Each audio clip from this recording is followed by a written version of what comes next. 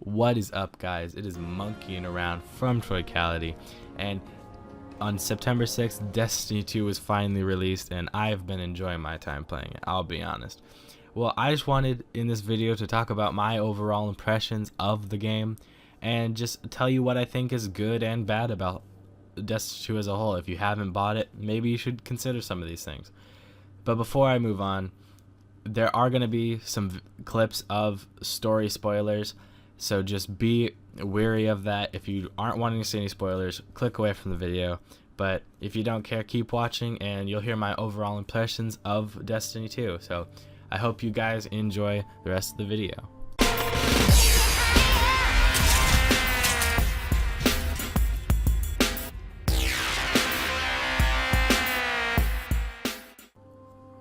Okay, starting off, we need to talk about that campaign.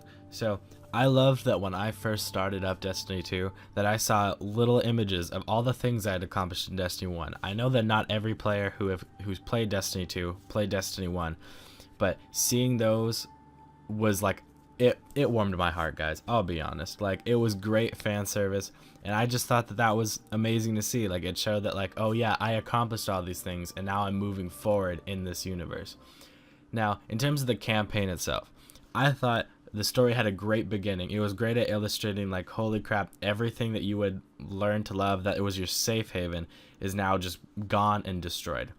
It was a little bit weird, though, that your light came back within, like, 10 minutes. It was probably more than that, but it was like, you lose it, you walk around, and then you get it back. That was a little bit weird to me, personally, but I'm willing to go over that because I still love this game. Another thing about the campaign, the cutscenes were amazing. Like, all of them were funny. It did great in terms of storytelling.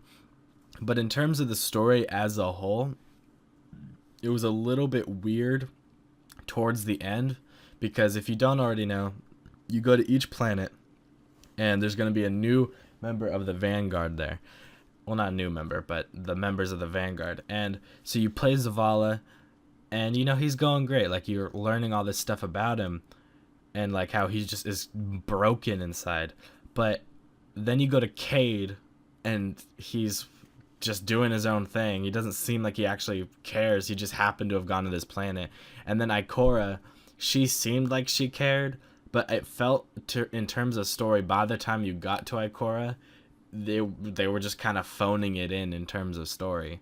Like, it didn't really feel as intense and as together as the beginning did. And then you go right into the end where you actually are attacking Gaul. And this, I felt, it was a cool mission. Like, the final missions were pretty cool, don't get me wrong. But I just felt like by the end, the story just kind of didn't hold up to the beginning, which was a little bit upsetting as a fan and wanting more story, but I still love this game regardless of how amazing all the campaign was, which I do genuinely enjoy the story. I just have those little problems with it. One thing that I thought was very weird is when Bungie was promoting Destiny 2, the social space that they kept illustrating and showing as, here's your new social space, was the farm. And that's very weird that in the end, the farm is honestly completely useless. Like I said, this is a spoiler, but you get a new tower, essentially. It's right next to the old one, and I do love this new social space. It doesn't make sense to have had the other one if the only reason that it's there is so that during the story, the people who have yet to have played through the story just have a place to go. Regardless, I think the campaign was still great, and I think Bungie did a good job with it altogether. I just have those few little issues with it. But on to the next thing, we need to talk about that PvP.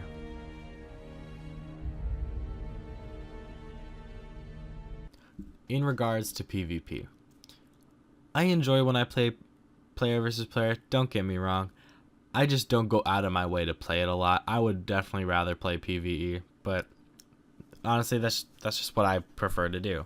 So PvP in Destiny 2 is a lot different than it was in Destiny 1.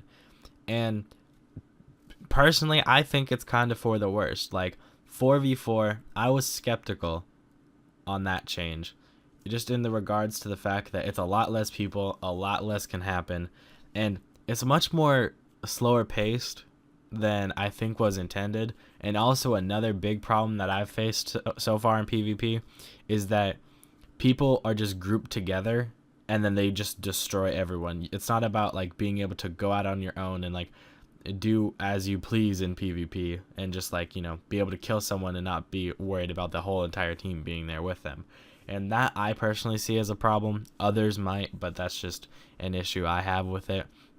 And it is also very weird how PvP is split up into 2 game modes in a sense. There's 4 game modes, but they're split up 2 and 2. One is in quick play and one is in competitive, which I don't think personally that was the smartest choice to have done, just because you don't get to choose what game mode you play, so you're stuck in like a cycle of whatever game mode you want. Those are my personal just grievances with PvP. Other than that, it plays nice. I don't feel any specific gun is overpowered, so I feel the gunplay is fair. Those few little differences in PvP are very weird. I have yet to play Trials of the Nine. I've heard it's great and people love it, and from a story aspect it adds a lot to it. I just have yet to play it, but personally PvP it's very different, and I'm a little confused on how I feel about it. And the final thing that has to be talked about is the end game content of Destiny 2. So you got the raid, which I have yet to play, but I've heard amazing things about. Obviously some people are torn that there's only one boss, but that's not something that I'm really against. I'm very interested to play it. I'll be probably playing it this next week. Maybe some footage about that will be showing up here pretty soon on the channel. Then you got Trials, which I also have yet to play, but I've also heard that is pretty fun.